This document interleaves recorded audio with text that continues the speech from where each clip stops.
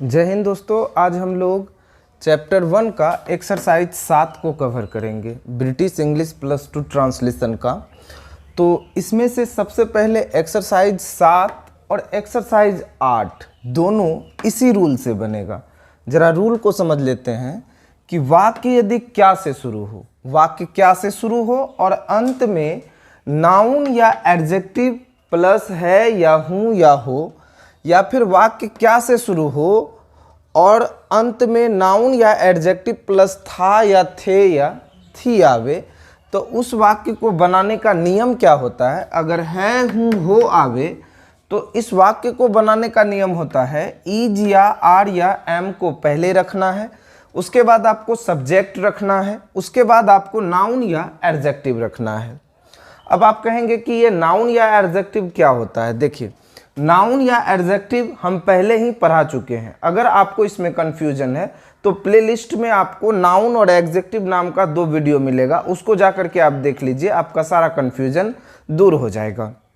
अब यहाँ पर देखिए, वाक्य क्या से शुरू हो और अंत में था थी आवे, तो उसको कैसे बनाना है। तो सबसे पहले वॉज या वेयर देना है, उसके बाद आपको सब्जेक्ट देना है, उसके बाद आपको नाउन या एडजेक्टिव देना है। अब देखिए, यहाँ पर सवाल है कि इज या आर या एम, ये तीनों में लगाएं क्या। तो देखिए, ये जो इज या आर या एम का प्रयोग होता है ये सब्जेक्ट के अनुसार होता है। अब सब्जेक्ट देखिए, अगर यदि सब्जेक्ट में आई आ जाए, सब्जेक्ट में यदि आई आ जाए तो आई के साथ आपको एम रखना है। We you they one more name, माना एक से अधिक नाम आ जाए तो आपको आर रखना है इसके साथ। ही सी इट वन नेम, किसी का भी एक नाम अगर आ जाए तो उसके साथ आपको इज रखना है। उम्मीद है बात आपको समझ में आ रही होगी। अब जैसे देखिए, दूसरा रूल में कह रहा है वॉज या वेयर, तो वॉज कहाँ लगेगा। तो देखिए, आई ही सी इट और वन नेम के साथ आपको वॉच रखना है। अब बाकी बात you we they one more name के साथ आपको वेयर रखना है।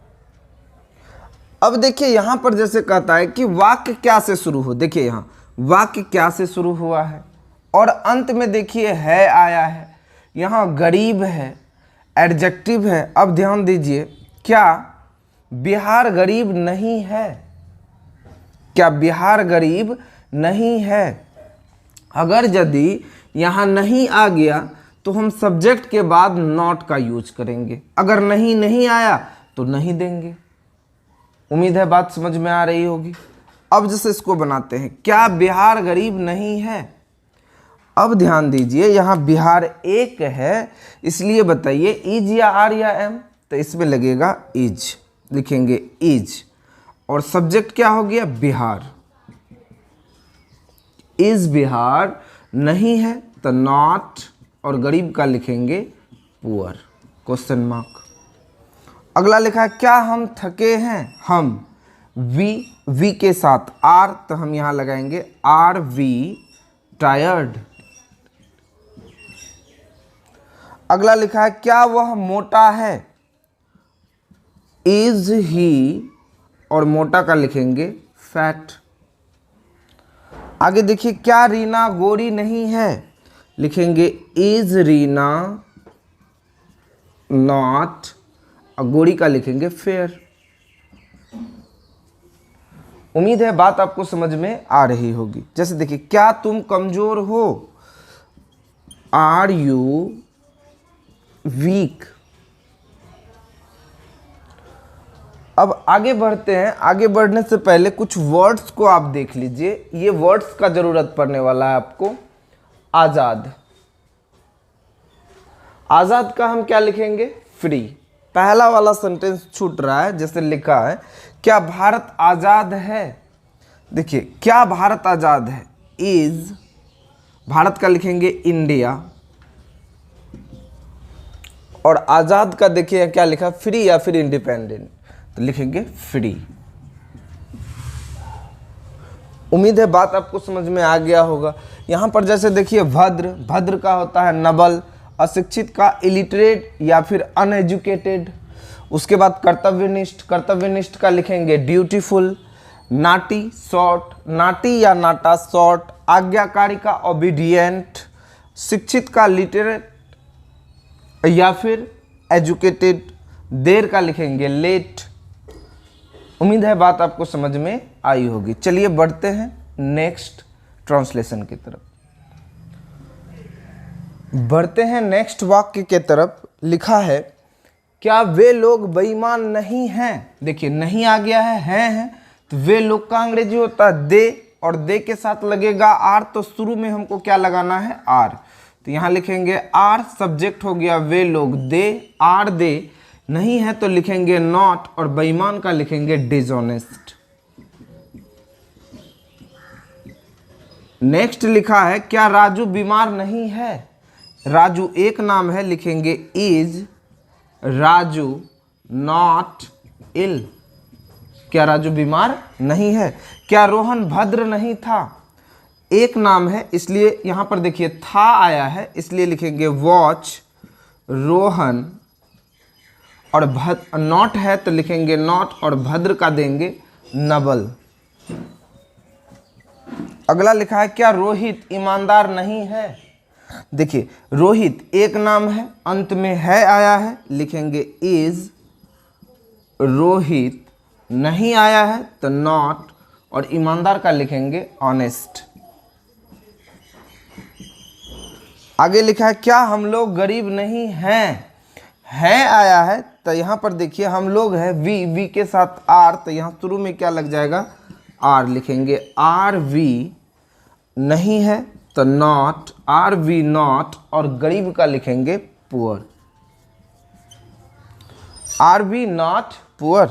आगे लिखा क्या वे लोग अशिक्षित नहीं थे आया है तो लिखेंगे वेयर दे, और नहीं का लिखेंगे नॉट, अशिक्षित का इलिटरेट या फिर अनएजुकेटेड।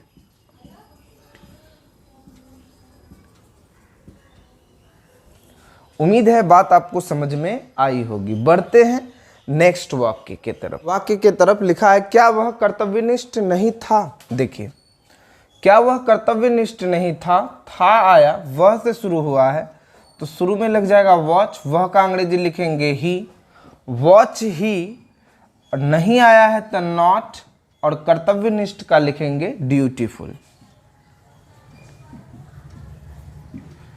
क्वेश्चन मार्क देना जरूरी है। क्या वह वफादार नहीं थी, लड़की है, लिखेंगे वॉच, वह का अंग्रेजी लिखेंगे सी, सब्जेक्ट यही है, उसके बाद नॉट, और वफादार का लिखेंगे फेथफुल।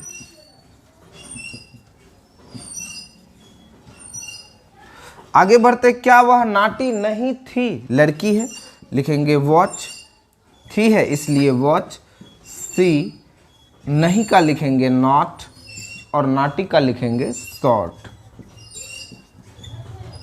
आगे बढ़ते क्या वह अधिकारी नहीं था तो आ जाएगा वॉच ही, नहीं का लिखेंगे नॉट, और अधिकारी का लिखेंगे ऑफिसर। आगे बढ़ते हैं क्या मैं अनुशासित नहीं हूं, तो हूं है तो एम, आई, नहीं है तो नॉट, और अनुशासित का लिखेंगे डिसिप्लिन्ड। अगला लिखा है क्या आप बूढ़े नहीं हैं, तो देखिए है आया है तो लगाएंगे आर, आपका अंग्रेजी लिखेंगे यू, नहीं आया तो नॉट, और बूढ़ा का लिखेंगे ओल्ड। आगे बढ़ते हैं। अगला कुछ दो वाक्य शायद बच गया है, देख लेते हैं। क्या वे लोग शिक्षित नहीं हैं, तो वे लोग आर दे नॉट, और शिक्षित का लिखेंगे एजुकेटेड या फिर लिटरेट।